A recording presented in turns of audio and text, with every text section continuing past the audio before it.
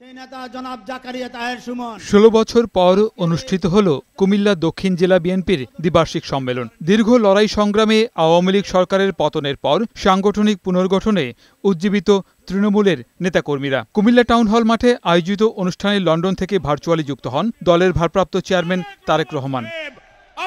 প্রধান অতিথির বক্তব্যে তারেক রহমান বলেন, গত 16 বছর স্বৈরাচার পতন আন্দোলনে দলের অসংখ্য নেতাকর্মী ত্যাগ স্বীকার করেছে। স্বৈরাচার বিতাড়িত হবার পর এখন দেশ গড়ার স্বপ্ন বাস্তবায়নে সকলকে ঐক্যবদ্ধ হওয়ার নির্দেশ দেন তিনি। এই ঘরে ডাকাত পড়েছিল গত 15-16 বছর যাবৎ, সেই ডাকাতকে বাংলাদেশের জনগণ বিতাড়িত করেছে। এখন এই বাংলাদেশকে গঠন করতে হবে, কারণ এই দেশ আপনার, এই দেশ আমার, এই দেশ আমাদের সকলের।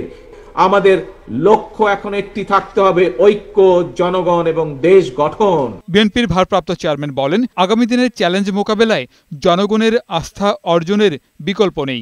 জনগণই হচ্ছে বিএনপির সকল রাজনৈতিক ক্ষমতার উৎস।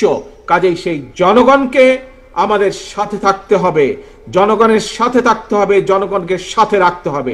জনগণের সাথে যদি থাকতে হয়, জনগণকে যদি সাথে রাখতে হয়, তাহলে জনগণ যেভাবে চায় আমাদেরকে ঠিক সেভাবেই চলতে হবে।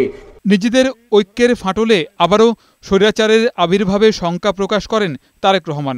আজ জাতীয়তাবাদী শক্তির সকল নেতা, সকল কর্মী যদি আমরা ঐক্যবদ্ধ না হই, আমরা যদি গণতান্ত্রিক শক্তিগুলো সব ঐক্যবদ্ধ না হই, তাহলে বলা যায় না, হয়তো আগামী দিনে গুপ্ত স্বৈরাচারের আবির্ভাব হতে পারে দেশে।